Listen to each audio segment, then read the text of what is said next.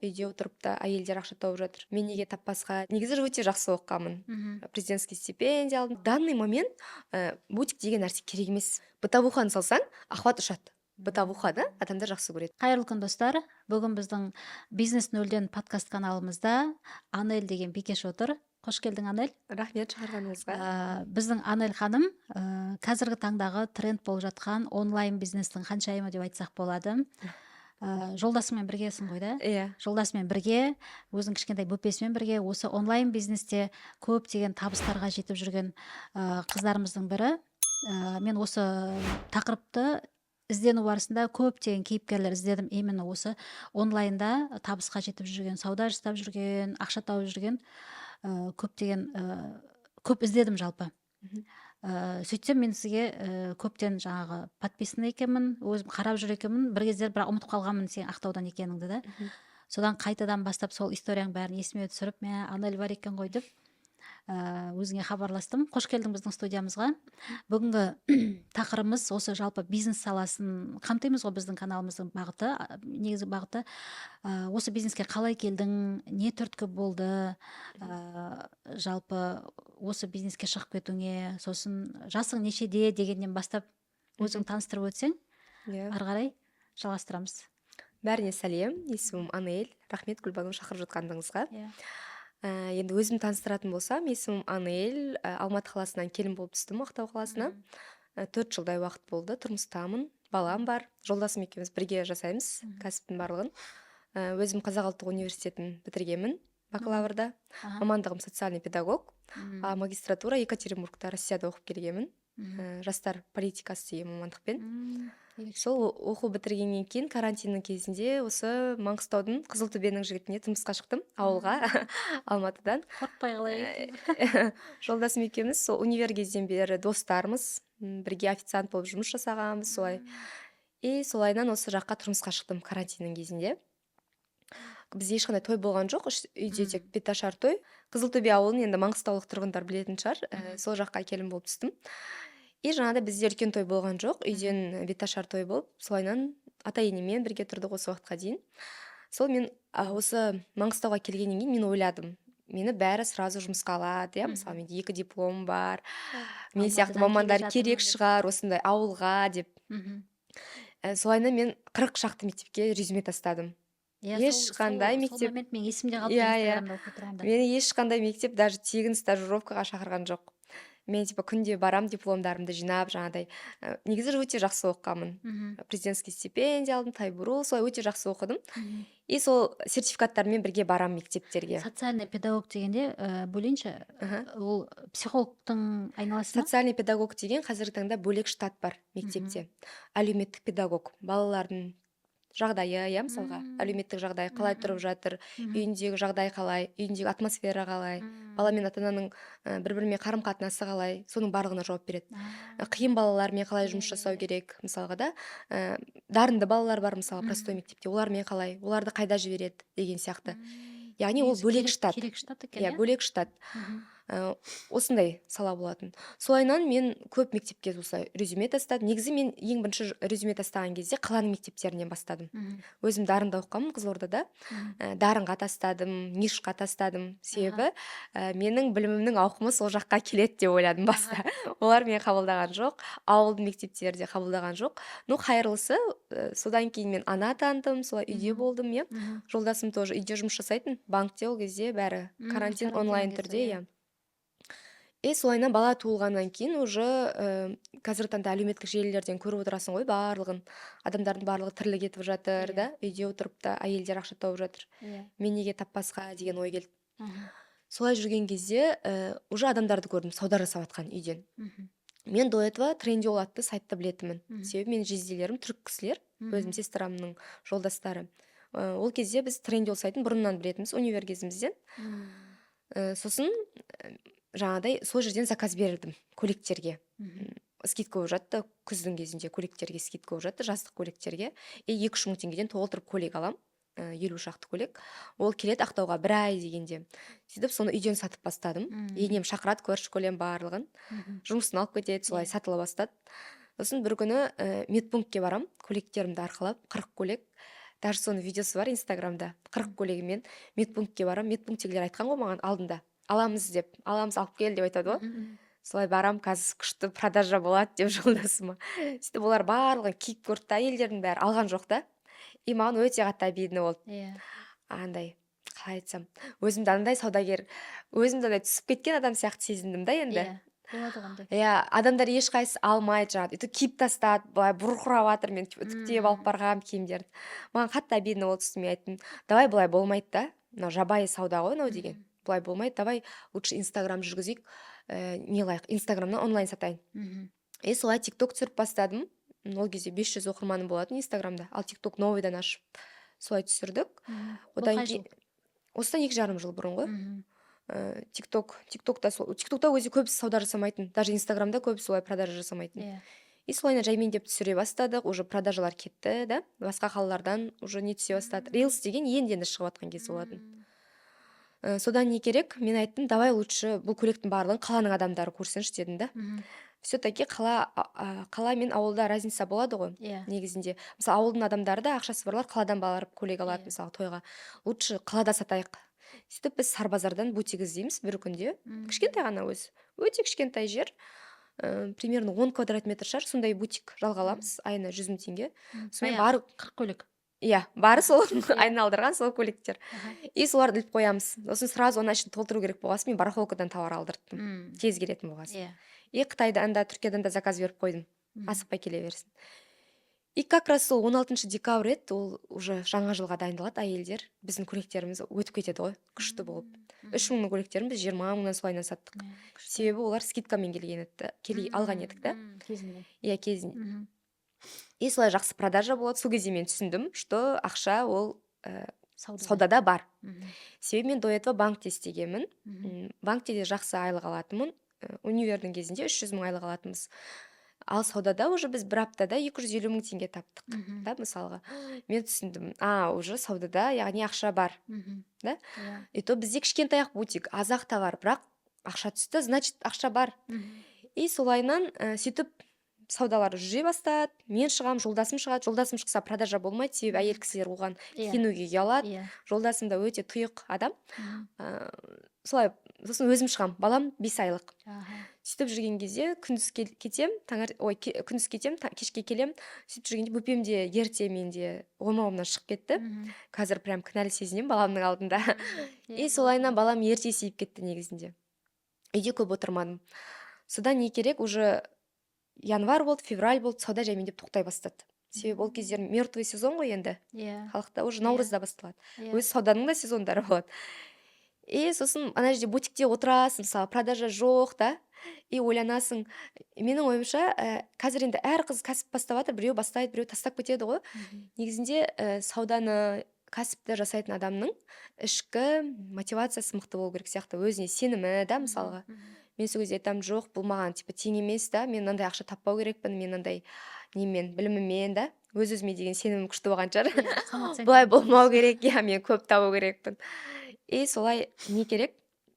Солайынан өтеді, бір күні қарасам, инстаграмда қыздар трендел сайтын оқытып үйретіп жатыр. Мен оны ешкімге айтпаймын, тренделден алатынымды. Оказывается, оны білетіндер уже көбейіп үйретіп жатыр екен басқаларға. Тренд басталды ғой. Иә, тренд басталды. Мен жолдасыма айтамын, ужас тренделді адамдардың бәрі білейін деп жатыр, үйретіп жатыр екен деп. Сосын ол айтады, білейін деп жатыр. Иә, білейін деп жатыр деймін ғой. Сосын ол айтады, давай онда сен де курс түсір, сен де істеп көр дейді. Сосын мен айтамын, курс түсіргенде қалай түсіремін да, мен оның схемасын білмеймін, адамдармен жұмыс жасауды білмеймін. Қайдан барып түсіремін? Иә, қайдан барып түсіремін, қалай болады. Сосын ойланамын да, давай ең қымбат курс сатып алайық деймін. Мен оның ішінде, мен білемін ғой, сайттың бәрін білемін, бірақ маған схема керек болып тұр да, қалай түсіреді, адам не айтады ол жерде, неден бастайды, вот осы қызық болып тұр. И барамыз да біз инстаграмда популярный бір қыздан 200 000 теңгеге сол кезде рассрочкаға, сол кездің өзінде 200 000 теңге. 200 000-ға. Жоқ, барлығы бар ішінде. Валберс, Қытай, Түркия. И 200 000 теңгеге рассрочкаға сол қыздан курс алам. И мен что білмейтінімді білем ол жерден. Түсінем, курс деген қалай өтеді, процесс. Русский аудиторияның қызы ғой. Орыстарға бірінші келеді ғой негізінде, тренд Россияға, сосын барып Қазақстанға келеді. Қазақстанға келген кезде де оны бірінші орыс аудитория жүргізеді, сосын барып қазақтар жүргізеді. И сол үшін қазақтан емес, русский аудиториядан алып, соны өзім сіңіріп алдым да. Сосын уже 2 аптадан кейін өзім сценарий жаздым барлығын. Сосын өзім түсірдім. кәдімгі үйде отырып, өзіңіз жасадың? иә, Ешқандай өзім методолог жоқ. монтаждадым, иә. Ешқандай продюсер ешнәрсе жоқ. Мен өзі продюсер деген бар екен деп білмейді екенмін. Қазір ғой продюсерлар көп болып шығып жатқан. Иә, продюсер, сосын жаңағы курстар жазатын методологтар болады екен ғой. Оны білмейді екенмін. Білмейді екен, біліп Мен қояйын деп соны қой. біз қалай айтсам, біз кішкентай кезімізден оқу деп Бірақ сен өзің өскеннен кейін, педагогсың ғой. иә, маған Иә. ондай қиын болған жоқ негізі. Иә, Жазу, слайд жасау деген Иә, темалар. иә. И солайынан өзім прям полный жазып шықтым. Чисто Аха. тренинг телеграмға упаковкалеп. И солайынан сатылымды бастадық. 10 мың теңгеден саттым. Иә, 10 мың теңгеден саттым. Ал VIP пакет болды, типа кездесіп оқыту, олай 20 мың теңге. Солай көйлектермен қатар уже курс жүргізе бастадым. Ал курсты жүргізу үшін маған Инстаграмда әлде де дамыту керек болды. Менде кезде 1000 оқырман ба сондай. И күнде рилс салам, видео салам, трендиолды түсіндірем, типа қалай айтады, информационный видеолар көбірек сала бастадым. Солай аудитория жаймен өсе бастады. Сосын уже жаз келе жатыр. Осы мен жолдасым айттым, давай Түркияға кетейік, байыр болайықшы. Себебі ол жерде вообще продажа адам көп қой деймін да. Адам көп, қаншалықты конкуренция жоғары, соншалықты продажа көп, ақша көп. Давай кетейік. Сосын ол да давай деп келісті. Жолдасым маған негізі өте қатты сенеді. Прям любой жерден қолдайды. И давай кетейік. 1 жасар баламыз бар, солайынан Түркияға ұшып кеттік. Бізді күтіп тұрған ешкім жоқ. Квартирамыз да дұрыс емес. Солай бірінші ай қатты қиналдық негізінде. Ең бірінші байыр болып тапқан ақшам 4000 теңге болған. Целый күн жүріп 4000 теңге тапқам. Бірақ ол маған өте қатты қуаныш сыйлады. Әлі ол эмоцияны помню. Қатты қуанып келдім да, заказ беретіндер бар екен ғой деп та. Оны сен өзіңнің инстаграмыңа сеніп бардың ғой сол кезде, да? Инстаграмға сенетіндей, инстаграмда менде 1000 ғана оқырман ол кезде. 1000 ғана. Иә, 1000 оқырман. Скриндарын салам ғой кейде. Білмеймін, андай айтады ғой, тәуекел етсең, Алла өзі жолын салады. Мен болған болып тұрмын, әйтеуір мен есімде бар, сол кезде Турцияға кетіп бардық. Мен 2 рет бардым Түркияға. Сол кезде бардық. И осы жылы да бардық біз. Да? Мен қайсысында көрдім екен? Бірақ мен көрген кезде подписчигім көп болған. Осы жылы көргенсіз ғой сонда. Біз сол кезде 3 ай болдық. Сол жақта 3 ай тұрдық. Бірінші ай солай қиындау болды. Қайта біз алданып қалдық өзбектерге да үй бойынша. И баланың бесігі бар. Бесікпен жүреміз, көшіп қонып. И то жолдасым тіл білмейді, мен тіл білем. Жаңа айттым ғой, жезделерім түрік кісілер, мен түркше білем. Жолдасым үйде бала қарайды. Мен базарға кетем. И то ауыр пакеттер, балайынан сумкалар тасыйм. Мен байер деп көп адамдар қызығады ғой, байер. Қиын жұмыс негізінде, иә. Қиын, өте қиын жұмыс. Иә. Мен 36 килограмм болып қалдым сол кезде. Андай таскать етіпті. Содан кейін не керек? 3-ші айда бізде жақсы ақша түсе бастады. Уже байырліктен, уже аудитория жиналды. 2000-3000 адамның өзінен жақсы продажа бола бастады. Рилс түсірем күнде да. Сосын Қазақстанға келдік. 3 айдан кейін шығу керек қой ол жақтан. Қазақстанға келеміз. Уже Қазақстанда Қытай жаймендеп тренд бола бастайды. Сол Қытайда тоже не қыламыз. Біз оны білеміз ғой бұрыннан. Оны курс қылып қосамыз. Сосын уже Каспий тренд бола бастады күзде.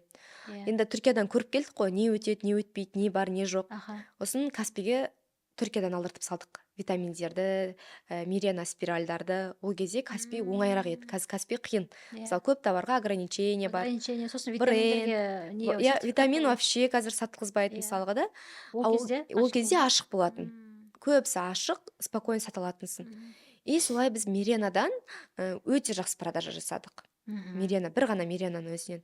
Сосын уже Каспийді үйреніп алғасын, Каспийді тоже үйрете бастадық.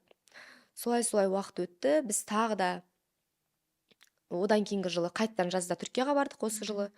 Өте жақсы жерде тұрдық, жақсы продажа болды осы жылда. Аудитория жиналды. Солай рилсті қостық. Одан кейін жақында Қытайға барып келдік деген сияқты нәрселер. Жаймен уже рельске түсіп кетті. Бірақ енді алдағы уақытта тағы да Ақтаудан үй алдық қой енді. Үй алғанымызға да көп болған жоқ, бірақ қайтадан көшетін ой бар жақын арада. Қайда? Я Астанаға, я Түркияға, Құдай қаласа, осы 1-2 айдың ішінде көшетін шығармыз. Бір орында отыра алмайды екенбіз. Жоқ, енді даму жолында болғаннан кейін әрине ол бір орында тұрып қалу болмайды ғой. Тем более сіз екеуіңіз бірге жүрсіңіз да, бірге дамып келе жатсыз. Құрметті көрермендер, мен айта кетейін, Анель ханым осы онлайн бизнестің арқасында өзіңізге машина алдыңыз, иә? Квартирасын алған, осы Ақтаудың ішінен. 2 жылдың ішінде да сонда? 2,5 жылдың ішінде. 2,5 жылдың ішінде. Өте керемет нәтижеге жеткен. Мен сондықтан осы жаңағы дұрыс тәжірибесі бар эксперт ретінде біздің подкастқа шақырып отырмын. Қандай сезімде болдыңыз өзіңіздің қол жеткізген жаңағы дүние мүліктеріңізге? Негізінде бір нәрсені мақсат етіп қоясың ғой. Иә. Мақсат етіп соның жолында жүрген кезде ол нәрсе саған күшті болып не қылады да, күшті саған қалай айтсам дем Эмоция. береді. Мгм. А ол нәрсеге қолың жеткен кезде кейде қатты дұрыс қуана алмайсың. Ну, қалай айтсам, оның жолында жүрген процесс тағы да негізінде қызығырақ. Иә. Мақсаттың Сіз жолында осыны жүрген. бастаған кезде ең бірінші мақсатыңыз үй алу болды ма? Мендегі иә, Үйге ақша самый жинау. иә, менің мақсатым үй алу болды. Мгм. Қаладан үй алу. Мгм. Кәдімгідей жеке өзімнің үйім болса, кухням Мгм. болса, да, Иә. осылайынан.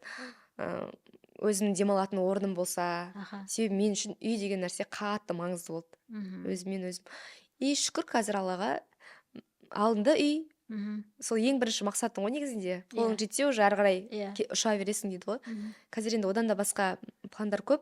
Сосын біз осы 2 жылдың ішінде 14-тен астам елді араладық, жолдасым екеуміз. 2 жылдың ішінде. Иә. Иә, Ә, керемет. Себебі бізде турагентство болды. Осы жұмыспен қатар турагентство ашқан болатынбыз, жолдасымның атынан. Мгм. Бірақ оны жақында жаптық. Себебі где фокус, там результат дейді ғой. Мгм. Фокустың барлығы бір жақта болу керек жұмыс жасағанда. Я товаркада, отбасылық бизнесте, я турда да. Мгм. Сол кезде жақсы пайда түседі. Мгм. Сол үшін пока тур компанияны жауып қойдық. Чисто Мгм. товаркаға қайсысы бізге көп ақша келіп жатыр, соған Иә. фокусты қойып отырмыз. Сонда товаркада көп ақша. Товаркада ақша көп, иә. Керемет. Енді қазіргі таңда өзің осы рилс түсіруге, Мгм. тиктокқа жаңағы видеолар түсіруге да соған өзің курстар оқытып жатырсың да. Мгм. Көптеген қыздардың былайша айтқанда бағын ашып жатырсың, жолын ашып жатырсың деген сияқты. Ол да жетістіктер қалай болып жатыр? Өзің сияқты Мгм. қыздар шығып Бір- жатыр ма? Иә, бір-екі қыздарды айтайын. Мгм. Негізінде оқыған адамдардың бәрі бизнесмен болып, рилстер Кетпейді. популярный болып кетеді деп айта алмаймын. Иә. Себебі әркімнің ішкі состояниесі ғой. Біреу оқиды да тастап кетеді, біреу мысалға ашпайды да, мысалы оқығаннан кейін да, Мгм. бір жылдан кейін жазады. Кезінде мен сізден осылай алған едім, сол кезде менде уақыт болмады, иә, Мгм. босандым да. Мгм. Қазір ашып бере аласыз ба деген сияқты нәрселер. Мгм. Кейде бір адам бастайды, 3-4 айдан кейін қарасаң әлі дым істемеген деген сияқты нәрселер да, ол адамға да байланысты. Ал бір қыздар болады, айтасың сразу губка сияқты қағып алады да. Мгм. Кішкентай ғана ұшын айтсаң да ол жасап кетеді. Мгм. Мысалға жақында ғана осы соңғыларын айтайын енді. Жақында менен Аяжан деген қыз Аха. осы рилс бойынша менен курс алған болатын. Енді бізде қазіргі таңда Қытайда да, Түркияны да рилс онлайн бизнес үйрететін өзіміздің онлайн платформамыз бар енді. Как мини онлайн школамыз ғой. Сол жерде Аяжан деген студент қызым болды. Даже каргосы бар, арго карго деп аталады. Жазылып алсаңыздар болады, өте тиімді бағамен жеткізеді. Сол қыз келген кезде маған 7.000 ба оқырманмен келді, 7-8 мың оқырманмен келді. Ол айтты, Анель, мен Қытайға барайын деп жатырмын. Біздің жолдасым екеуміздің каргомыз бар. И Қытайға барайын деп жатырмын. Блог түсіргім келеді, иә, осылай продажа істегім келеді, көбірек ақша тапқым келеді. И біз оған сценарий жаздық. Оның несіне байланысты, бағытына байланысты. Ол менімен бірге Қытайға барды. Менімен бірге болғанда қалай? Мен барған уақытта да барды, уақытта. И біз случайно кездесіп қалдық сол кезде. И солай шай іштік, солай қызық болды. Қазір ода уже 30 мыңдай оқырман бар. Мысалы, какой-то периодта, аз ғана уақытта. Себебі айтқан нәрселердің барлығын дәл сондай қылып түсірді да ол продажный видеоларды. И солай оқырман жинады. Солайынан оған уже продажасы көбейеді, каргосы популярный болады деген сияқты. Сол сияқты егер айтылған нәрсені дұрыс орындап, дұрыс түсірсе адам, онда, конечно, результат болады. Сосын біздің қыздардың көбісі 1 күн түсіреді, 2 күн түсірмейді да, 3 күн түсіреді, 4 күн түсірмейді. Я тұрақсыздық. Рилста дисциплина болу маңызды. Сен күнде сағат 9 ба, 9-да видео салу керексің. Хочешь, не хочешь, да, мысалға рилсты. Күнде. Сен сторисқа шықпасаң да, сенде рилс күнделікті жүріп отыру керек деген сияқты. Себебі Инстаграмның алгоритмі былай ғой, ол да тұрақтылықты жақсы көреді ғой. Біздің өзіміз мысалы Инстаграмға пәленбай ақша келіп отырмыз ғой. Егер де біз тұрақты болсақ, жақсы жұмыскер болсақ, яғни оның, ол бізді көтереді, бізді ретке шығарады, мысалға да. Бізге жаңа аудитория келеді. Ал егер де сіз бүгін барсыз, ертең жоқсыз, ондай жұмыскер адам да, біздің қарапайым тілмен түсіндіргенде, жұмыскер адам ешкімге керек емес қой, оны көтермейді мысалы. Сол үшін егер де рилс бастаймын, аудитория жинаймын дейтін болсаңыздар, міндетті түрде рилсқа көңіл бөліп, продажный видеолар жасап, жұмыс ретінде қарап. Я жұмыс ретінде қарап, қазір маған қыздар айтады ғой, Анель, мен ешқашан рилсті түсіру осылай мида ауыртады деп ойламаппын дейді. Себебі оған ойлану керексің ғой, сценарий жазу үшін. Қазір не үшін елдің бәрі кино түсіреді? Себебі кинода жақсы ақша бар. Иә? Байқасаңыздар, кинотеатрда кино көп қой. Көп адам кино түсіріп Иә, ақшасы бар. не үшін? Себебі ол жақта ақша бар, кино ақша келеді. Ал біздің қарапайым халық біз рилс түсіруіміз керек, біз рилсты кино сияқты қарауымыз керек. Каждый рилсіміз біздің кино болу керек қой. Ол бізге ақша келу керек қой. Ол просто так хиху деген күлкілі видео емес, рилстың сути болу керек. Оны сен не үшін түсіріп тұрсың, ол саған қандай ақша келеді деген нәрсе болу керек. Яғни рилсты біз ақшаға теңестіріп қою керекпіз. Я біз ол жерде продукция сату керекпіз, өзіміздің услугамызды. Я біз ол жерде товар сату керекпіз, я біз ол жерде жаңағыдай бір жерде рекламировать ету керекпіз. Яғни ол рилс бізге ақша келу керек. Мысалы, осы студияда отырмыз да, мысалға, бұл студия рилс түсіреді не үшін? Мысалға, аудитория келу үшін. Мысалы, жаңа айтып жатыр, бұл кісілердің әртүрлі продукциялары бар екен. Вебинар өткізеді екен, мысалға, да? Немесе фотостудиясы бар екен, видео, мысалы, мен білмейді екенмін. Не үшін? Себебі көбірек рилс түсірсек, тағы да аудитория көбірек жиналады. И продукцияны көбірек айту керек рилста. Вот сол кезде біз жаңа аудитория жинаймыз. Мысалға, мен жақында осы айтып жатырмын ғой, вебинар бойынша больной темам болды ғой, вебинар деген. Ақтауда көп нәрселер табу қиындау. Қазір енді Ақтаудың адамдары көретін шығар. Ақтауда көп нәрселер табу қиындау. Мен осылай вебинар өткізетін адамдар іздеймін да. И ондай туралы вообще видео жоқ. Вообще рилс жоқ. Поискке түспейді. Поискқа вообще шықпайды. Себебі ол бойынша жазбаған. Енді кеше бір кісіге түсіргіздім да, ол кісіге айтамын, не үшін осылай рекламировать етпейсіздер десем, түсіретін адам жоқ қой дейді да. Вебинар түсіретін Ақтауда адам аз ғой дейді. Бірақ студия ашып қойған. Жоқ, вебинар деген ол прямой эфир ғой, прямой эфир жаңағыдай, тегін сабақ жүргізеді. Ондай көбінесе көп аудиториясы барлар жүргізеді. Негізі кішкентай аудиториясы барларды жүргізуге болады, өте ыңғайлы сайт, Бизон дегенде болады. Сол айтып жатсам, айтады, бізде ондай адамдар жоқ түсіретін дейді. На самом деле бізде өте көп. Бізде Ақтауда блогерлер, эксперттер көп негізінде. Просто көбісін біле бермейді.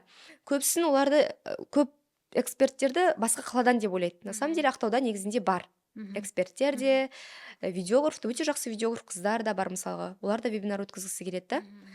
Ондай сол үшін көбірек рекламировать ету керек продукцияны. Өзін рилс арқылы шығара беру керек. Даже товар сатқан кезде, мысалға, даже осындай стакан сатсақ, біз оның әдемі суретін емес, қазір таңда ешкім суретпен сатып алмайды. Видео түсіру керек. Ішіп отырған. Бұл бізге қандай эмоция сыйлайды? Бұмен ішкен қалай болады? Бұмен қандай жерлерде ішесің? Бұны қай жерде қолданасың, Бұл неден жасалынған? Бұл не үшін пайдалы, мысалға? Не үшін ана басқа стакан емес, не үшін осы стаканды алу керек адам? Деген сияқты нәрселерге. 8-9 тема кетті дейсің ғой. Сол эмоция сыйлай алу керек біз адамға да. Мысалға, даже товаркада, мысалға, мына гүл болса, мына гүлді не үшін адам сатып алу керек? Бұдан бізде қалай эмоция пайда болады? Бұл қалай үйде қандай болып тұрады?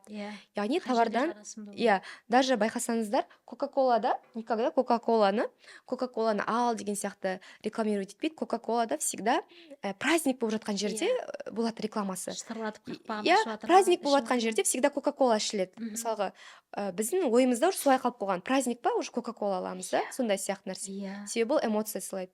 Мысалға, Dior, Prada деген нәрселер, Pandora мысалға. Ол бізде роскошь болып есептеледі ғой енді. Оның өзінің подачасы солай. Олар товарды былайынан көрсетпейді ғой. Ол, мысалға, ақ футболка деген сияқты. Ол жаңағыдай эмоциясын көрсетеді, жаңағы брендовый адамдарға кигізеді, мысалға, деген сияқты. Яғни әр продукцияның өзінің деңгейі бар да, соны табу керекпіз, мысалға. Сосын, егер де продукцияңыз қымбатқа сатылсын десеңіз, аудитория платежеспособный деп айтамыз ғой, шындығын айтқанда. Сондай болсын десеңіз, сіз де соған сай болу керексіз да. Мысалға, сіз өзіңіздің күміс сататын неңіз бар екен, өзіңіздің жаңа не деп айтамыз, бутигіңіз бар, күшті ғой. Мысалы, сіздің продукцияларыңыздың өзін күшті адамдарға, мысалға, рекламировать еткізіп, таққызып, немесе өзіміздің бір әдемі қыздарға келтіріп, чуть-чуть инстаграмдағы форматты өзгерту керек. Яғни адам алған кезде мен де солай әдемі болам, мен де сондай жерде жүрем дейтіндей қылып алу керек. Көп сөйлеп кеттім ба? Мен наоборот осы жерге келген кезде күшті бір ақпаратқа толып шығамын да, осында эфир түсірген кезде. Әр кез сайын жаңағы әртүрлі адамдар келеді ғой, барлығынан мен инсайт аламын да. Жаңаның өзінде мен айтпесе, оның бәрін мен оқымадым емес, оқыдым ғой.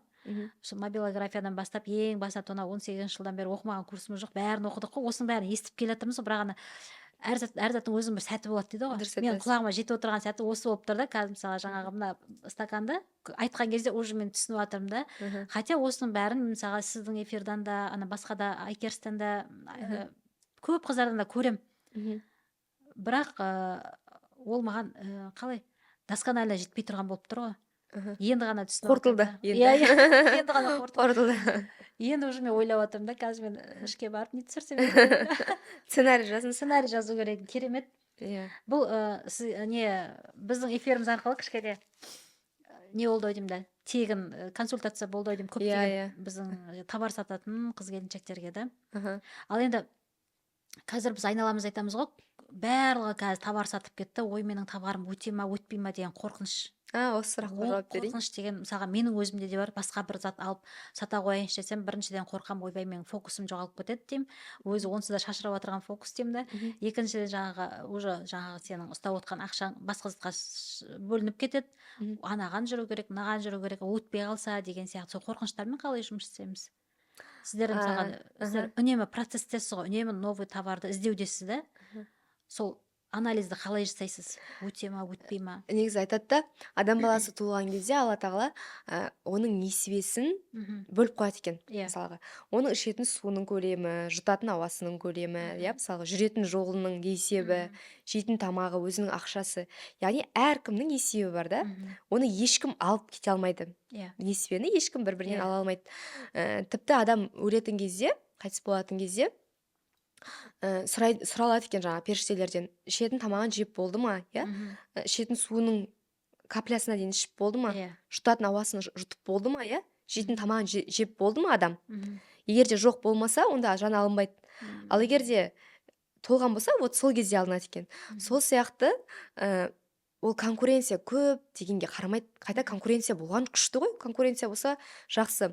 Әркімнің несібесі болады. Несібе деген нәрсе. Главный біздің міндет Аллаға тәуекел етіп әрекет жасау, просто әрекет жасау болды. Мысалы, күнделікті видеоңды түсір, әр жақтан информациялар ізден да, ойбай конкуренция көп екен деп қорқып жата бермей. Қорқыныш адамды өлтіреді дейді. Самый опасный нәрсе ол қорқыныш қой, страх.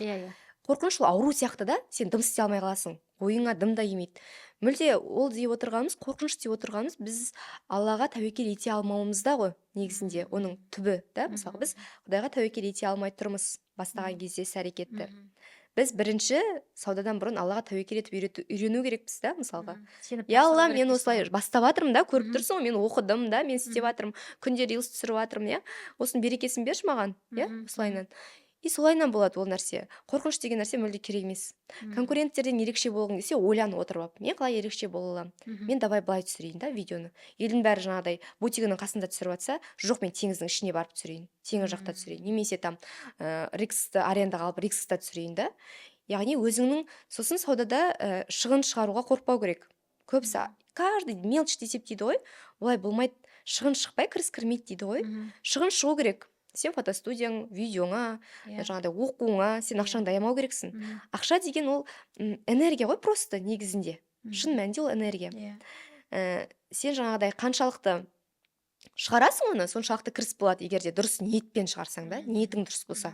Мысалы, көп адамға көмектессең, саған әйтеуір қайтады ғой. Құдай өзі қайтарады деп айтады бізде. Өзімен өзі қайтады ғой, мысалға, садақа берсең да, мысалға, немесе там сыйлықтар берсең шын көңіліңмен біреуге, ол саған бір нәрсе болып қайтады. Сол сияқты біз ақшаны просто құрал ретінде қарау керекпіз да.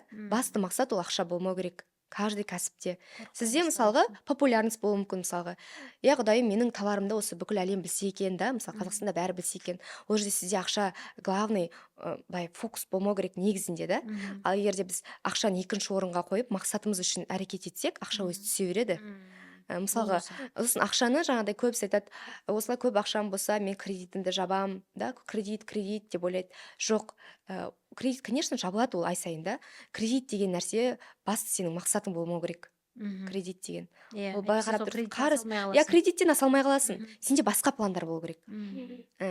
План жазылады ай сайын. План үлкен болу керек. Мысалы, там Дубайға барып қайтқым келеді, осы айда. Ол үшін мен істеу керекпін. Ақшаны бөліп тастайсың, 300 000 теңгеге мен турға баруға болады.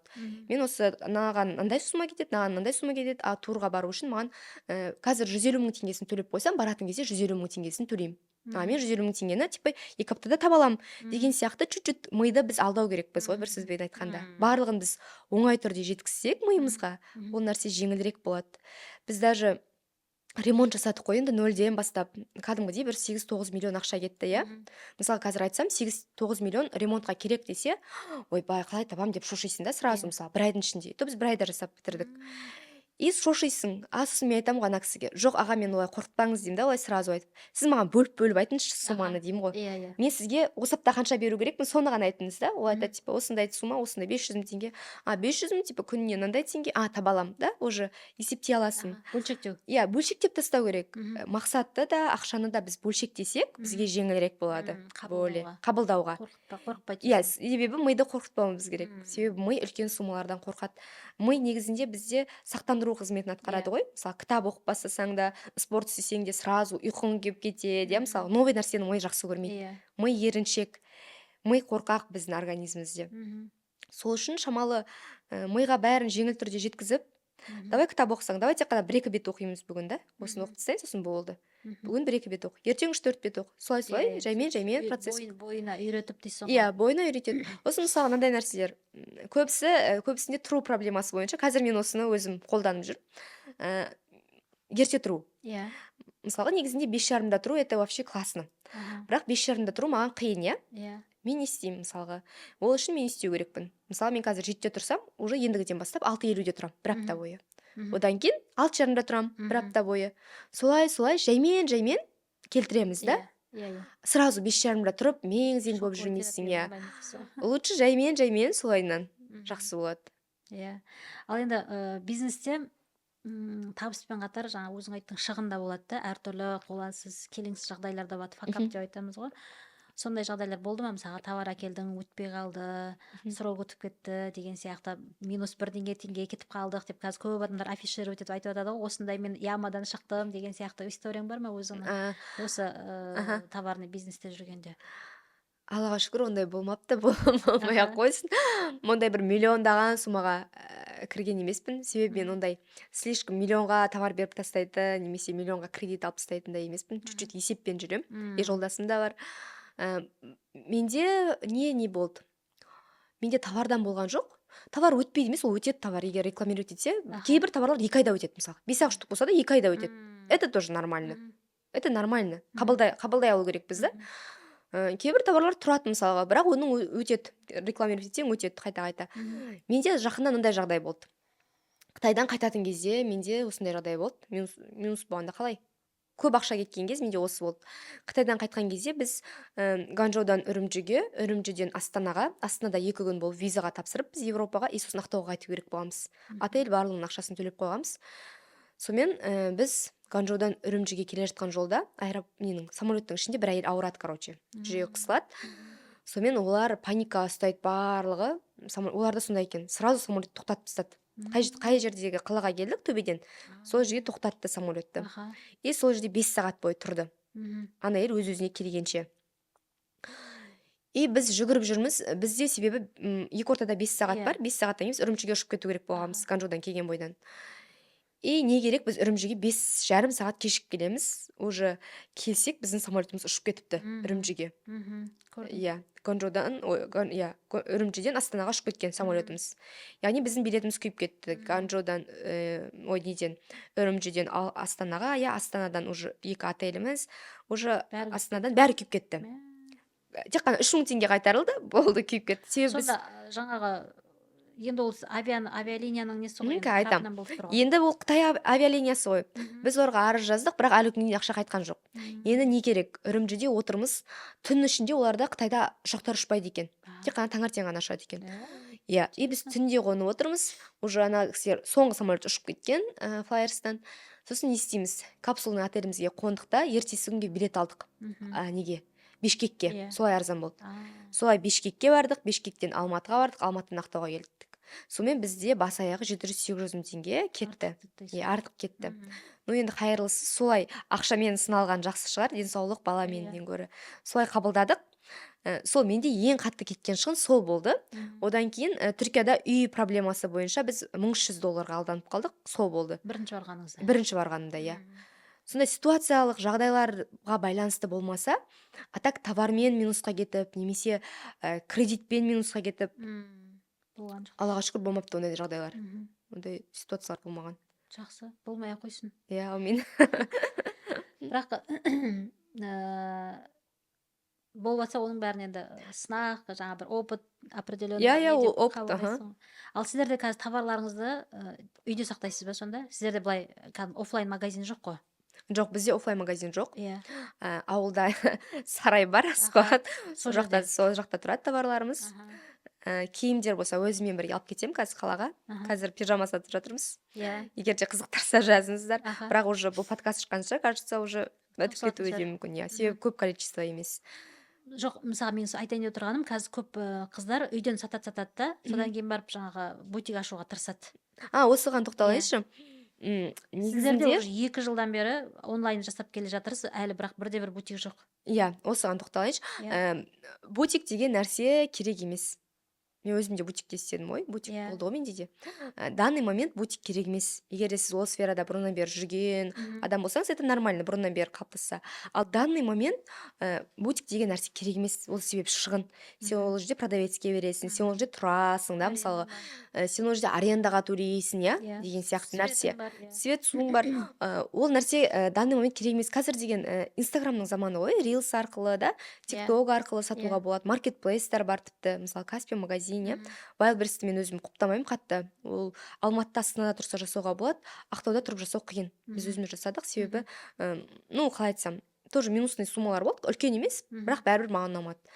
Сол үшін чисто рилспен сатуға тырысыңыздар, себебі рилс арқылы сатсаңыздар, сіз өзіңізге аудитория жинайсыз біріншіден, иә, екіншіден жаңағыдай оқырмандар жинайсыз ғой. Екіншіден сіз уже популярность артады да, мысалға адамда жаймен деп таныла бастайды. Кейін ол мысалы бүгін киім сатса, ертең техника сатылады.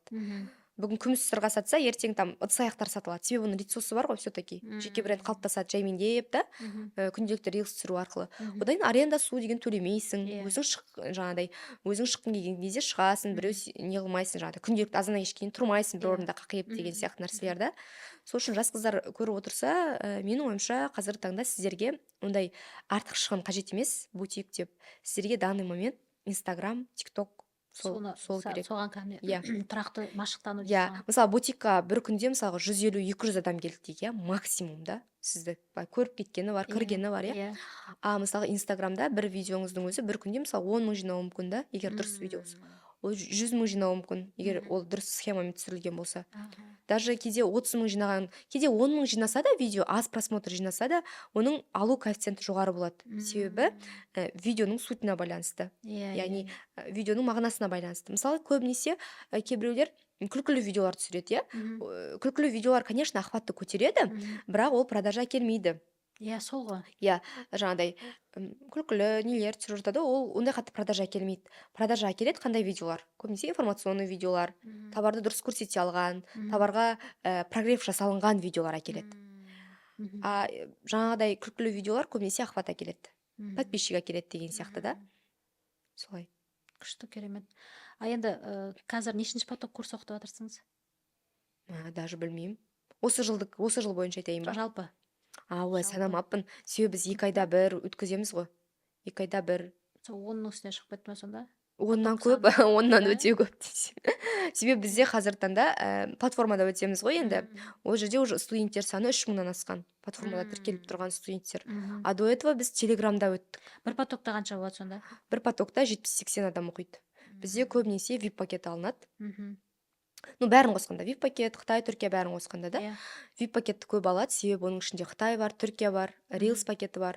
И ең соңында, ең күштісі, ол жерде жеке түрде разбор бар. Яғни ол студентпен онлайн түрде разбор жасаймыз, кәсібіне, иә, менімен бірге. И оған контент план құрып, солайдан консультация болады, 1-2 сағаттық. Негізінде самый керек нәрсе ол кері байланыс қой. Мысалы, бір нәрсе алатын болсаңыздар, продукция алатын болсаңыздар, курс немесе оқу, міндетті түрде кері байланысын сұрау керек. Мысалы, үй жұмысы бар ма деген сияқты нәрселер. Бізде көбінесе қатты тексерілетін пакеттер ол Қытай пакеті.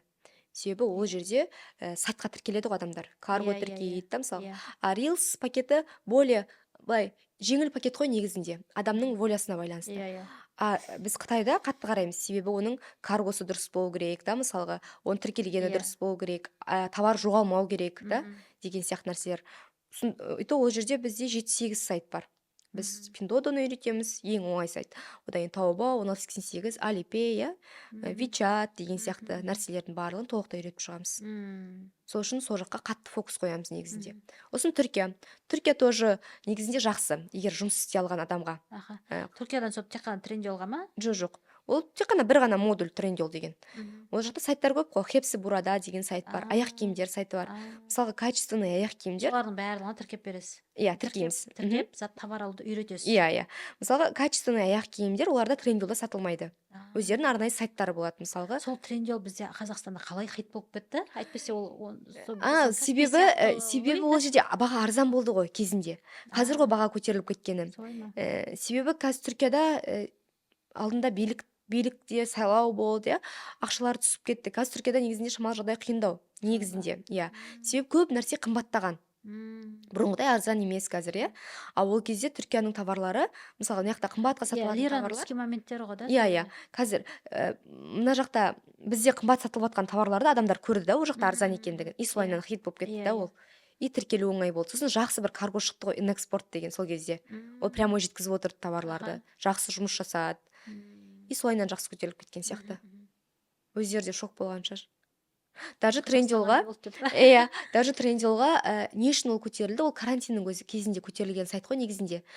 Сосын карантиннің кезінде қытайлық Alibaba Group деген бар ғой, анау бүкілінің директоры осы Пиндодо, несі бар, Taobao'сы бар, 1688 бар.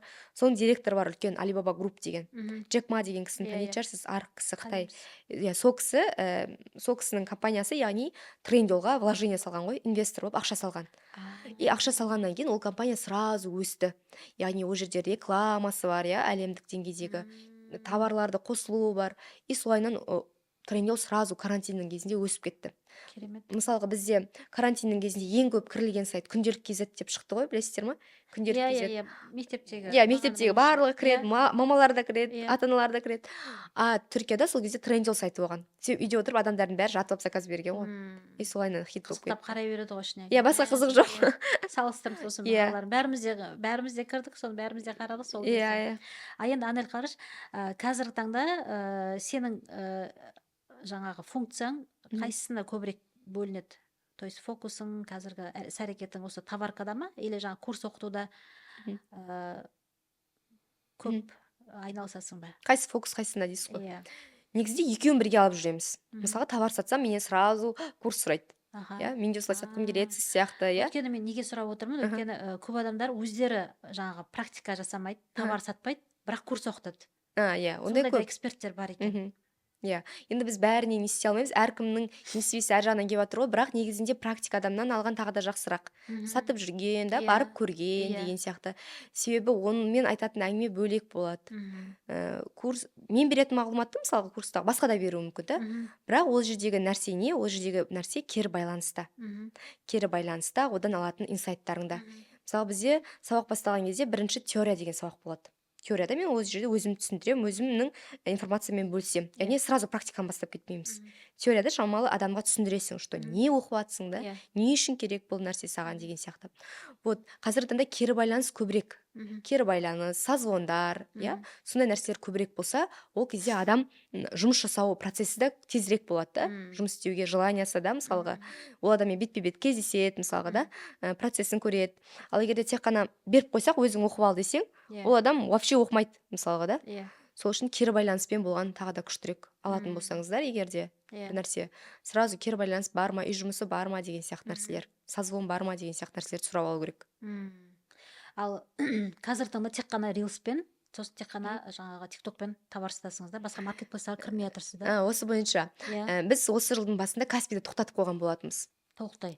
Тоқтай болғанда товардың бәрін алып тастап, Каспи магазині тұр. Енді Қытайдан товарлар көріп келдім ғой жақында. Заказ беріп қойдым, келіп жатыр жаймен деп. Осы жақыннан бастап товарлар келгеннен кейін қайтадан Каспиға саламыз негізінде. Бірақ Каспида анандай бір сразу вау дейтіндей продажа болмайды. Каспи сатылып болғанша таргеті бар ғой. Жоқ, таргет деген нәрсе вообще керек емес негізі Каспиға. Шын айтқанда рекламада таргет те керек емес. Ол бос шығын, бір сөзбен айтқанда. Себебі Каспиден товар алатын адам Пиндодо сияқты іздеп отырмайды. Пиндодода не бар екен арзан деп іздеп отырады ғой әйелдер бос уақытында. А Каспиде адамдар мақсатты түрде кіреді. Мақсатты түрде дегеніміз қалай? Ол бір нәрсе алатын, иә, бір нәрсе іздейді мысалға. Маған осындай дәрі керек та, мысалы таба алмайды нелерден, 9-3 осындай, соны іздейді. Немесе маған там осындай тефальдың несі керек, чайнигі керек, иә, немесе там қазан керек деген сияқты саналы түрде адам іздейді товарын. Осылайдан неге поиск қарасып іздейді и өзінің таңдағанын алады да көбінесе. Сол үшін ол жерге таргет жіберіп қажет емес. Ол жерде типа адам қызығып, анау таргетте тұр екен ғой, мынау маған керек па керек емес па деп ала салмайды Каспиде. Каспи более мақсатқа бағындырылған аудитория отыратын жер ғой. Керек товарын іздейді, алады. Егер Каспиде таргет қоссаң, жаңағы бірнеше мысалы қазан іздесең, сол қазанның 10 шақты продавец. Осыған тоқталайын. Иә, сол кезде біріншіге, екіншіге шығарып қоймай ма? Қараңыз. Баға қарай ма? Осы жерде мысалға реклама жібересіз, сіздің күміс сататын магазиніңіз бар, иә, осы күмістеріңізді. Егер де сіз ол брендте жалғыз өзіңіз ғана сатып отырсаңыз, онда күшті. Ал егер сіздің астыңызда 3-4 продавец болып, бірақ сіз ғана рекламаға жіберсеңіз, ол покупатель кіреді ғой, осының кімнің бағасы төмен, содан алады. Яғни сіз конкурентіңізге клиент тауып беріп отырсыз. Кейбір адамдар даже доставканың уақытысына қарайды. Мысалы, доставканың уақыты тез. Мысалы, сіздікі ең арзан баға болсын ол жерде, бірақ доставканың уақытысы тез. Алматы қаласынан қызы Алматыдан алады ғой, естественно. Сразу бір күнде келетін болса, содан ала салады. Какой-то бір 500 теңге үшін ойланбайды мысалға. Сондай сияқты нәрселер. Егер де конкуренция көп товар болса, ондай товарларға мүлде рекламада, таргетте қажет емес. Осындай нәрсе бар Каспиде. Егер де сіз өзіңіздің товарыңызды шығаратын болсаңыз, өзіңіздің брендпен шығарған жақсы. Мысалы, сіздің күмістеріңізде өзіңіздің бренд. Сіздерде брендтің аты қалай? Қазақ Сильвер. Қазақ Сильвер. Бүгін Қазақ Сильвер туралы көп айтып жатырмыз. Қай жерде адресі? Аққала молда. Аққала мол, нешінші этаж? 3-ші этаждамыз. 3-ші этаж, күшті. Мысалға, Қазақ Сильвер.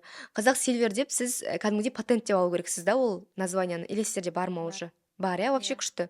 Каспиға кірген кезде сіздер ғана сата аласыздар ғой, товарларды. Вот, осылай болса күшті. Егер де сіздің өзіңіздің брендіңіз патенттелген, да, сізден басқа ешкім сата алмайтын болса, соны алу үшін біраз жүрдім ғой мен. Күшті ғой. Каспимен.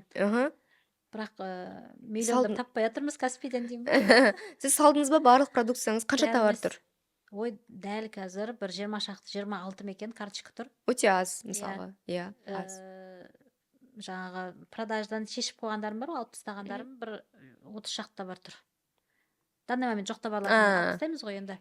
Оның бәрі жаңағыдай әлеумет жұмыс қой. Карточка толтыру, ана бәрін фотоға түсіріп отыру, оның описание. Біз еріншекпіз негізінде. Жұмыс себебі ол продажа ақша келеді ғой. Әйтпесе негізі заказ бар, заказ түсіріп, бірақ анда заказ қатты көп емес. Онда сізге былай жасау керек. Егер де сіз Каспимен болған қаласаңыз продажаңызды, сіз Reels түсіресіз да, мысалға, там TikTok түсіресіз. Даже TikTokта қазір мындай функция шыққан. TikTok көріп отырып, сразу Каспиге өтіп кететін. Каспидің кнопкасына, иә. Сондай функциялар қосу керек. Сізде бәрібір ешкім сізден басқа сата алмайды екен ғой. Сізде вообще мүмкіндік көп негізінде. Иә, мен сол мүмкіндігімді өзімше не істедім ғой. Каспиге бүткіл документациясын бәрін жіберіп, әйтеуір добиваться еттім. Әйтпесе деген соның ішінде деген біздің атауымен де тұрған магазиндер болды. Хотя мен 2019 жылы мен Казпатенттен патент алып алғанмын названияға да. Күшті. Сосын жаңағы мен салған карточкалардың астына бірнеше адам тіркеліп алады ғой. Жандырып та, оны сен қаншама уақыт отырып терлеп тепшіп отырып түсіресің да фотоға. Еще ол карточканы сразу қабылдай қоймайды фотосын Каспиде. Андай болу, ақ фон болу керек, тағы бірдеме болу керек деп. Соған кәдімгі ренжіп жүрдім да, бірақ анда ол енді рынок қой енді. Конкуренция мысалға. Конкуренция. Жаңа мен өзім сол названиемді патент деген названием бар, біз өзіміз осындай брендпіз деп айтып біраз уақыт жүріп, қарайған документ жасап тапсырып жүріп әйтеуір ақыры берді бізге. Кешіріңіз, сіз выставкаларға қатысасыз ба? Бұрын бір қатысып көрдік бір кезек. Негізінде, енді сізде уже біраз жыл болды ғой, қазіргі таңда енді біраз жыл болған қыздарда көріп отқан шығар деген үміттемін. Қалай айтсам, опыты бар қыздарда.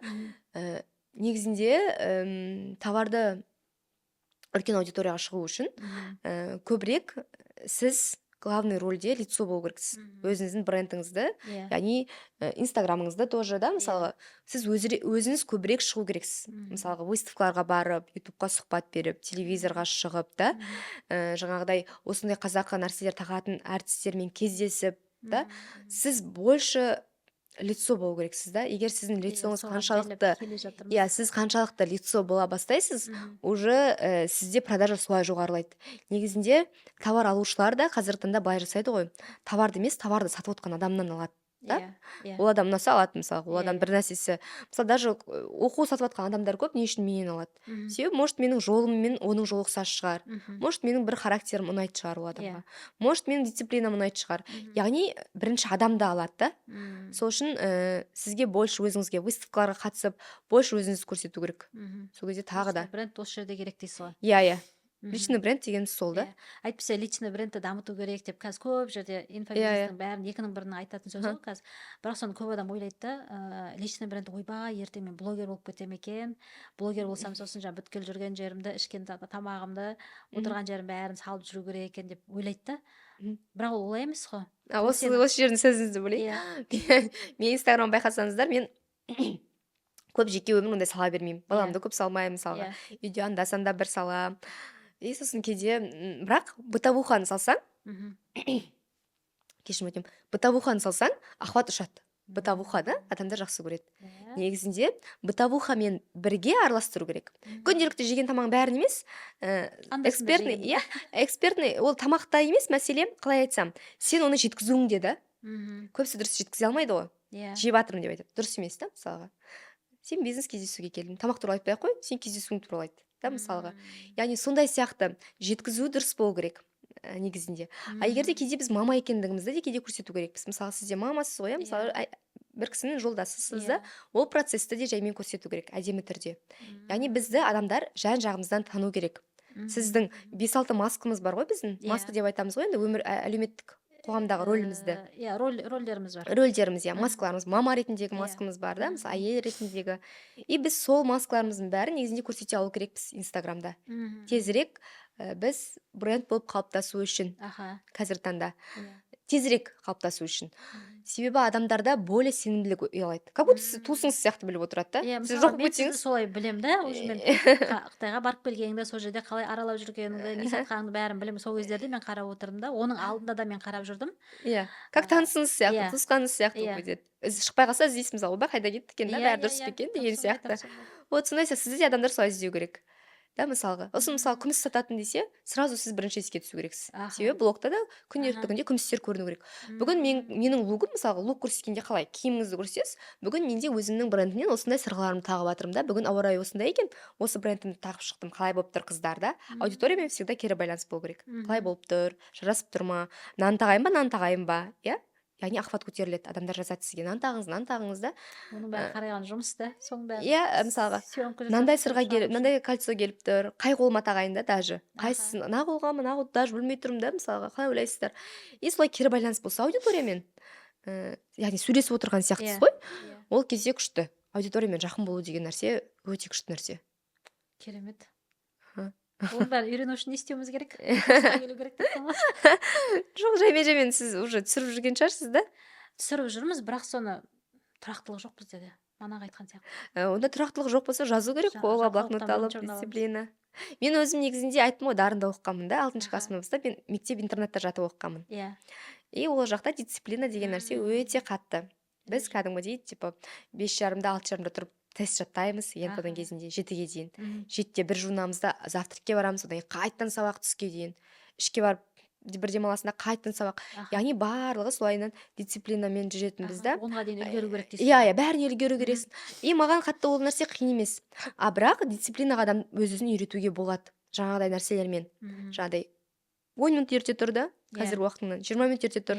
Осы апта сен 100 план жазба, тек қана 3 план жаз, соны орында болды. 3 планды орында, это нормально, мысалы. Осы апта 4 рилс салып, 4 рилсты сал, это нормально. Келесі апта уже 5-еу қыласың, одан кейін 7-еу да. И солайынан қалыптасады. Сразу азында тұрдым, мен күшті адам болдым, дисциплинасы мықты болдым деген нәрсе болмайды. Жаңа біз не қылымыз келеді, бәрін идеальный қылып жасағымыз келеді. Иә. Сосын соны жасаймыз деп жүргенде уже баяғы ойымызды ұмытып қаламыз.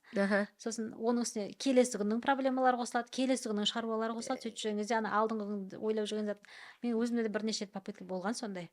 Бүгіннен бастап сол жайлап не істейінші деп ана монтаждауда айтшы, ойбой, монтировать ету дегенде бір проблема. Осы бойынша айтады ғой, алла тағала да біздің кішкентай әрекеттерімізді жақсы көреді деп.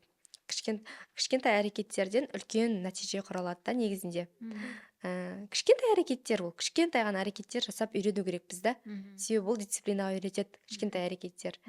Мысалы бүгін 2-3 план жазу, да, просто бүгін там 10 минутқа ерте тұру, бүгін бір рилс түсіру, да.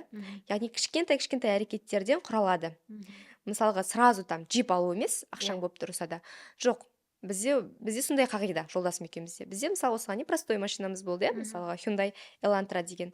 Жақында осы кеше машина алып жатырмыз, иә. Онда бір күшті машина емес, бірақ ана машинамыздан жақсырақ, иә. Солайынан жаймен өсім болса, ол тұрақты болады да. Сразу өсім деген нәрсе ол қиын. Адамның қабылдауы да қиын да. Ол потокты ұстап қалуы да қиын да. Сол үшін кішкентай әрекеттер жасаудан қорықпаңыздар. Мен мына қазір мынандай ойыма сұрақ келіп отыр да. Қазір тиктокта бар ғой, сол да тренд болып жатыр, білемін, Қазақстанға да уже соған үйреніп жатқан сияқты көп нелер. Қыздарда Қытайда Ванхун деген бар ғой. Ванхундар бойынша қазір тиктокта көп болып кеткен, прямой эфирда сатылымдар. Бірақ сразу айтайын, тиктокта прямой эфирда сату үшін адамның энергиясы бешеная болу керек. Прям тоқтамай сөйлейтін, энергичная, да. Мысалға сондай қыздар, апайлар болады ғой. Иә. Сөйлесе тоқтамайтын, ана продажаны күшті қылып жақсы көріп сататын да. Сөз тауып айта береді. Я сөз тауып тоқтамай сөйлейтін 2-3 сағат бойы да. Мысалы мен алдында бір рет витамин сатып жүрген кезде кіріп көрдім проба ретінде. Я стримға. Мен кірдім, мен уже жарты сағаттан кейін уже шаршап кеттім ана жерде. Айтатын сөз таусылды. Уже анандай қалай айтсам, мен энергичнаямын ба десем, менің энергиям жетпейді екен. Яғни ол жерде сатылу үшін, жаңа айтып отырмын ғой, специально адам болу керек та, сондай. Я қыз, я ол жаңа тоқтамай сөйлейтін, таныстыра алатындай, энергиясын прям құятындай да, себебі ана жерде қайта-қайта адамдар кіреді, шығады. Менің ойымша, бірақ новыйдан айта беру керек. Иә. Менің ойымша ол тиктокта сатқанша, енді тиктокта сатып жүрген жерде бар ғой енді күшті продажа жасап, әркімнің несібесі әр жақтан. Бірақ менің ойымша бір күн бойы рилсыңды жасап, сол рилстан продажа жасаған тағы да жеңілірек сияқты. Менің ойымша. Энергияң көп кетпегенде, я ойланасың, не істейсің, бірақ күн үстінде отырып жаңағыдай істемейсің да. Более 2 сағат, 3 сағат стримге кіріп отырады, сол жерде товар сатады деп. Иә. Енді көріп жатырмыз. Бірақ қаншалықты сатып отырған білмейміз ғой оларда. Иә. Энергия керек. Ванхундар деген вообще басқара. Қытайдағыны айтайын. Қытайда олар кәдімгідей бутиктің алдына былай күштеп камерасын бәрін қойып қояды да, осылайынан қыздар сатады тоже. Тоқтамай сөйлеп та, осылайынан. Оларда бәрі онлайн ғой. Негізінде көбісі Қытайға барғысы келеді. Бірақ Қытайға қатты барудың да қажеті жоқ. Егер де сіз блог жүргізіп, белгілі бір мақсатыңыз болмаса, там үйге мебель алып келем полный 5-6 миллионға деп бармасаңыз, немесе товар алып келем деп, просто көріп қайтайын, не бар екен деп барудың мүлде қажеті жоқ. Себебі 1688 Taobao сияқты WeChatта мысалы күшті поставщиктер болса сіздерде, вот сол жақтан ақ отырып заказ беруге болады. Себебі ол жақта мықты заводтардың бәрі онлайн отырады. Ол жақта система, өндірушілердің бәрі онлайн. Яғни система күшті онлайн дамып кеткен да. Онлайн жүйе арқылы алдырта аласың, салдырта аласың, сөйлесе аласың. Яғни менің ойымша лучше ол барып келіп көріп келейін деген товарды, ол ақшаны лучше товаркаға салып, рилс арқылы онлайн түрде сату керек. Менің ойымша. Енді өзіңнің кеңесің қандай? Жаңадан бастайын деп едім, мысалға үйде отырған мамалар көп қой, жас келіншектер үйден шыға алмайды, мысалға кішкентай бөпелері бар. Соларға товарны бизнеске кіруге өзіңнің қандай кеңесің бар? Стоит, не стоит? Жалпы өтпей қалады деген товарға бар ма? Совсем өтпей қалады деген. Енді мықты эксперттер айтып жатыр, енді мен көп адамдарды қараймын ғой, өтпейтін товар жоқ дейді. Бірақ өткізе алмаймыз ғой. Өтпей қалатын болғанда, сезонның товарын дұрыс таңдамаса өтпей қалуы мүмкін.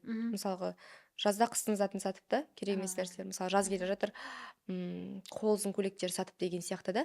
Чуть-чуть сезонға қарау керек, товар сатқан кезде, негізінде.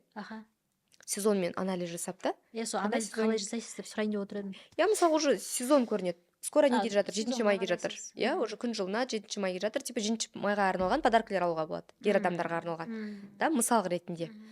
Одан кейін жаз келе жатыр. Жазда не болады? Адамдар суға түседі, да, мысалға күн жылынады, демалады, балалардың бәрі үйде болады, ата-аналар ми ашымас үшін не істейді, оларға белгілі бір нәрселерді алып береді, да, мысалға.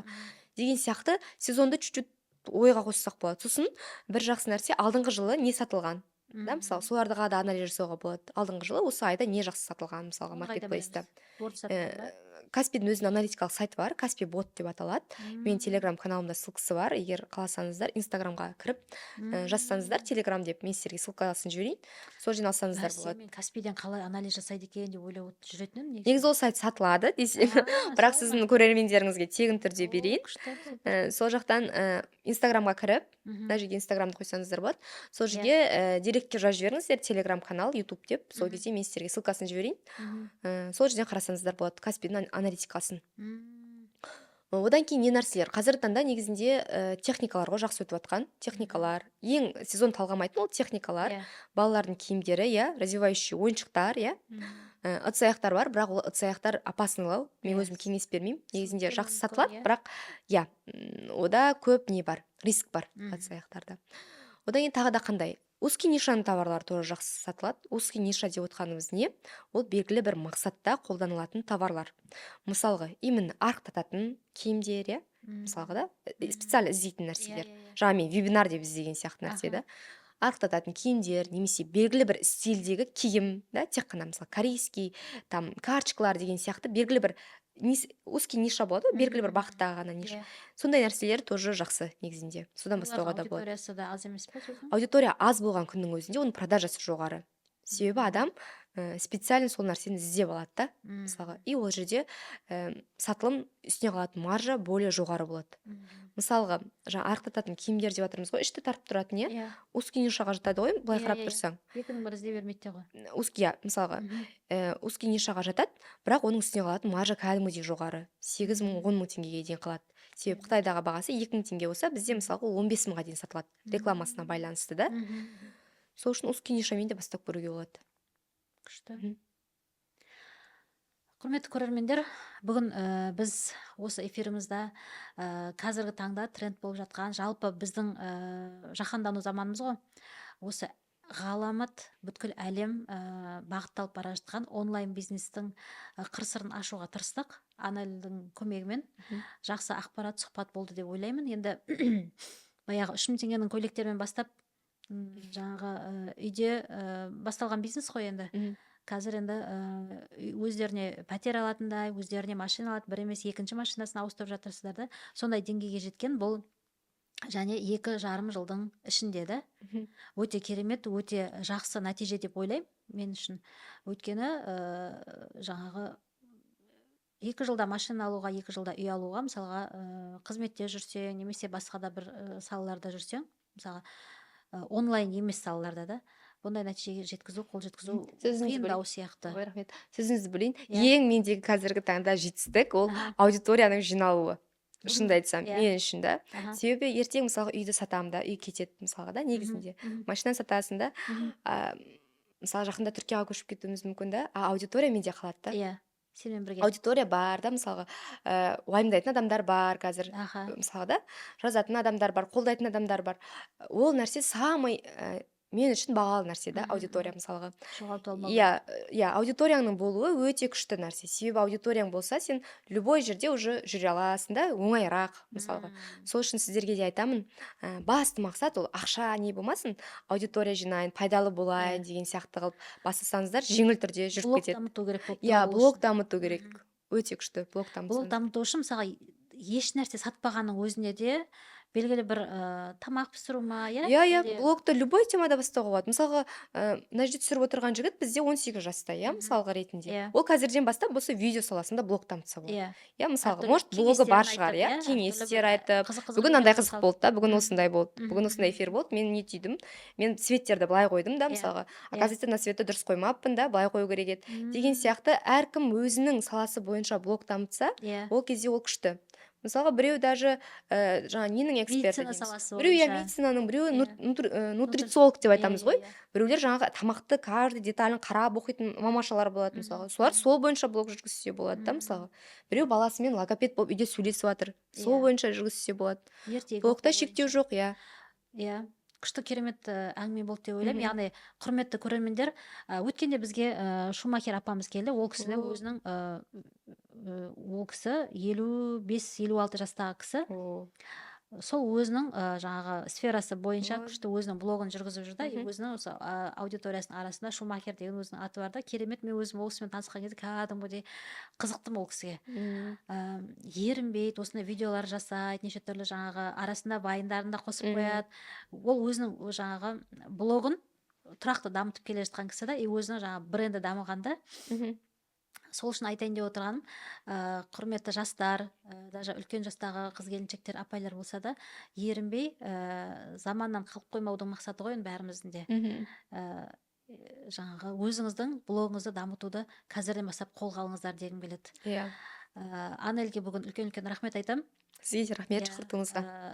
жаңағы қыруар жұмысы бар, өтіп жатқан курстары бар, сатып жатқан товарлары, бизнестері бар, соның ортасында бізге уақыт тауып келгеніне және осындай құнды тек қана өзінің курсында айтатын ақпараттармен бөлісіп отырды. Әйтпесе бұны мен сіздің неңізде естімеген сияқтымын. Мгм. Инстаграмда, блогта естімеген сияқтымын. Осы құнды ақпараттарды қыздар пайдаланып қалыңыздар. Егер де осындай курсты оқығыңыз келсе, Анельдің сияқты болғыңыз келсе, блог жүргізгіңіз келсе, Анельдің өзінің курстары бар, инстаграмын қалдырамыз. Өзіне тікелей хабарласып, Анельдің курсын алып, өзінен тікелей консультация алсаңыздар болады да. Мгм. Айтылмай қалған бір нелерің бар ма? Ішіңде Жоқ, мына бәрі айтқым айтылған сияқты, келеді. көп уақыт сөйлескен сияқты. 1 сағаттан асып кеткен сияқты да. Мүмкін. Рахмет бүгін бізге қонақ болғаныңа, Анель. Ой, рахмет. Бүгінгі біздің түсірімнің Мгм. несі, демеушісі, біздің Қазақ тұрақты Silver. демеушіміз, қазақ Silver күміс орталығынан өзіңе О, арналған әшекей күшті. бар. Қабыл алсаң болады. Мгм. Рахмет Бізге бізге. жаңағы реклама жасап қойып, соны Мгм. бүгінгі күннен естелік ретінде Мгм. тағып жүріңіз деп айтқым келеді. Ой, рахмет Құрметті бізге. көрермендер, біздің егер подкастымыз бүгінгі ұнаған болса, біздерге лайк жазыңыздар, комментарий жазыңыздар, подписка жасап қойыңыздар. Біздің каналдың дамуына, осы жергілікті Маңғыстаудың дамуына ықпал етіңіздер.